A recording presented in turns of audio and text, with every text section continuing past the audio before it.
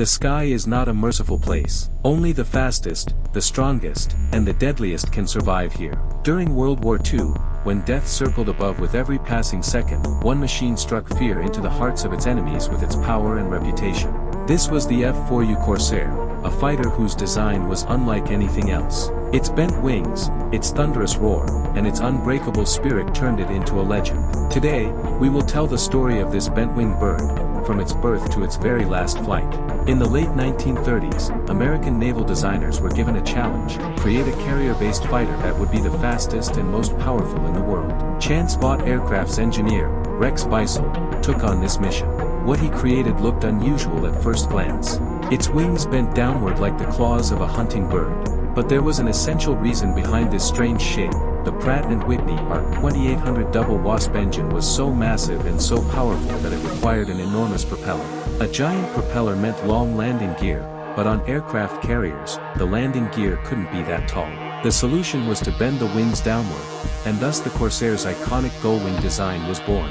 On May 29, 1940, the Corsair touched the skies for the very first time. The beginning wasn't easy.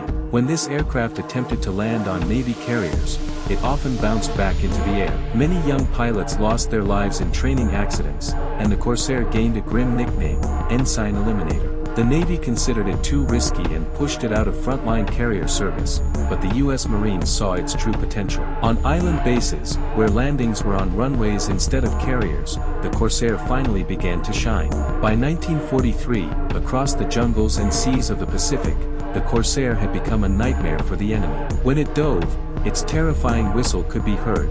Japanese pilots called it whistling death. With a speed of over 400 miles per hour and 6.50 caliber machine guns, it could tear opponents apart in seconds. In the battles of Guadalcanal, Bougainville, New Georgia, and Okinawa, the Corsair proved itself again and again. Marine Corps pilots entrusted their lives to this bent-winged bird.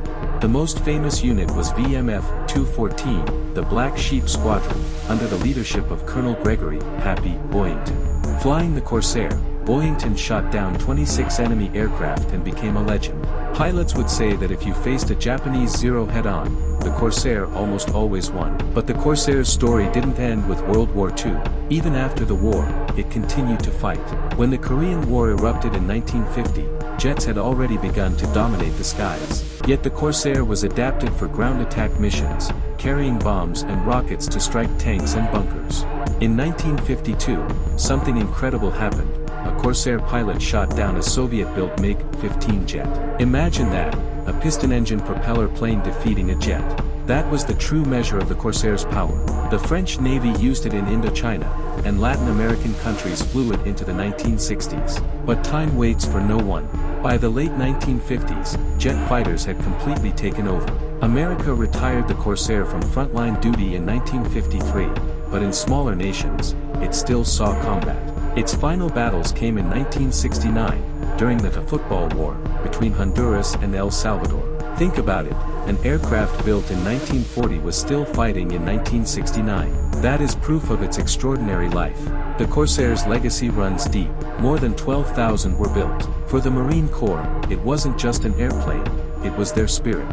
In the 1970s, the TV show, Ba Ba Black Sheep, brought the Black Sheep Squadron and the Corsair's legend back to life. Even today, when its engine roars across an airshow and its bent wings glitter in the sunlight, people stop and stare. It feels as if history itself has come alive again. And then comes that moment, when you see the Corsair standing tall on the ground, its wings folded, its dark blue paint glistening under the sun. That's when you realize, this isn't just steel and rivets. It is a symbol of courage. It is the memory of young men who sat in its cockpits, knowing they might never return. It is the bird that carried freedom on its wings through the storms of war. The Corsair's era has long passed, but its story is still alive. Every time its engine roars, every time its bent wings touch the sky, it reminds us that legends never truly die. The F4U Corsair, the fighter that became a star of the skies, and one that will forever keep flying in our memories.